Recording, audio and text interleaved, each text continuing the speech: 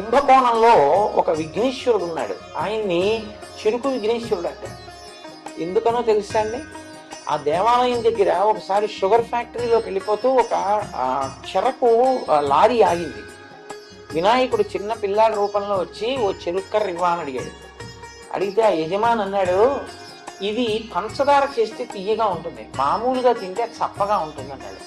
అంటే చుట్టుపక్కల వాళ్ళు అన్నారు, ఎందుకే మాటలో ఓ చెరుక్కర్ర పిల్లాడికి ఇవ్వడానికి, చూడవా ఎంత ముద్దుగా ఉన్నాడో, ఓ చెరుక్కర్ర అడిగితే అన్ని అబద్ధాలు చెప్తావా? అబద్ధాలు కాదండి, నిజం, నా చెరుకు అటువంటిదే, పంచదార చేస్తే తీయగా ఉంటుంది, మామూలుగా తింటే చప్పగా ఉంటుంది, అందుకే ఇవ్వలేదన్నాడు. ఆహా అని పిల్లాడు వెళ్ళిపోయాడు.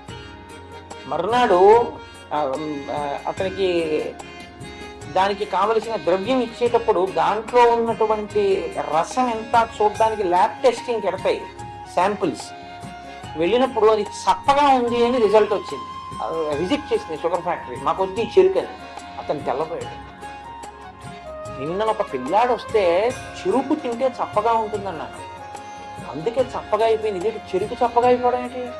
వెంటనే అతను ఏం చేశాడంటే ఓ 10 చెరుక్కర్రలు పట్టుకెళ్ళి చూశాడు ఆ పిల్లాడి కోసం. పిల్లాడు కనపడలేదు, వినాయకుడు గుడి కనపడింది. పట్టుకెళ్ళి అక్కడ పెట్టేశాడు. పెట్టేసి వెళ్ళి మళ్ళీ కర్ర తీసి ఏదో పొరపాటు జరిగిందేమోనండి టెస్ట్ చేయండి అన్నాడు.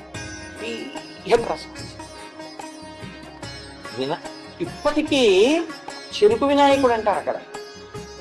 ఆయనలో ఉన్న చాలా గొప్ప గుణం ఏమిటో తెలుసా అండి? ఉపాసన చేస్తే అనుగ్రహిస్తాడు. ప్రత్యేకించి మీరు ఇంక కిందకి పడిపోవడం తథ్యం, మీ కర్మ ఫలితం మీకు వచ్చేసి మీరు కిందకి వెళ్ళిపోతున్నప్పుడు మీరు వినాయకుడి కాళ్ళు కానీ పట్టుకున్నారు అనుకోండి, ఆయనకున్న గొప్పతనం ఏమిటో తెలుసా అండి?